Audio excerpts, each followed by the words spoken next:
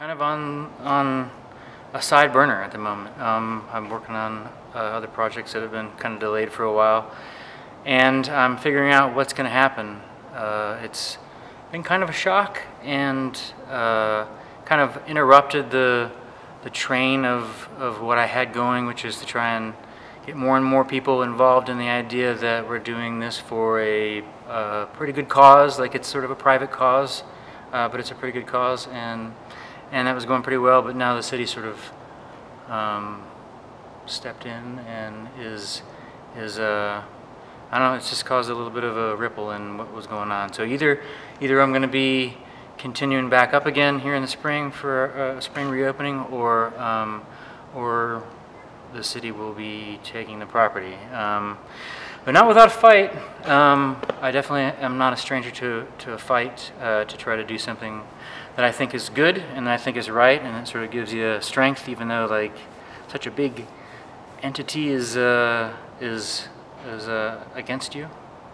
So we'll see how it goes. You know, it stems from my history in loving historic buildings, old houses, history, and sort of like beauty in the rough, if you want to call it that, where it's like this location is in an area of town where it's kind of a crossroads between income differences in the different neighborhoods.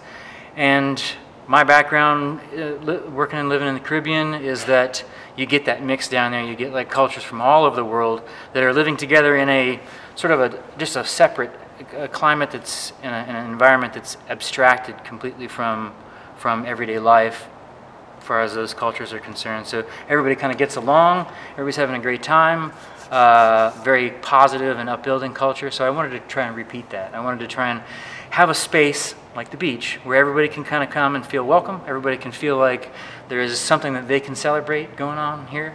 We were open during the day all the time. We're open at night till late night.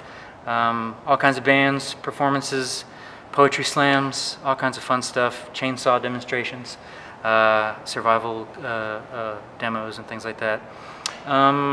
So I wanted to create an environment where that cultural, true cultural, not this fake sort of like, forced diversity and equality, a true cultural place like exists in the real world, where people can actually get, I mean, if you've seen the people that have been lined up on the bar, doing karaoke and stuff, literally from West Africa, hanging out and singing karaoke with frat or sorority girls here from UT, and some construction guys that were working laying brick across the street, and some Italian professor or something that was all from different groups, all having a great old time because the environment is neutral and there's no expectation for their norms as far as like their prejudices and stuff. So it was like, you know, the beach is one of those places. All my life I've noticed the beach is a place where you got a real rich guy and a real poor family right next to each other, and maybe they're playing some paddle ball or whatever. It's because the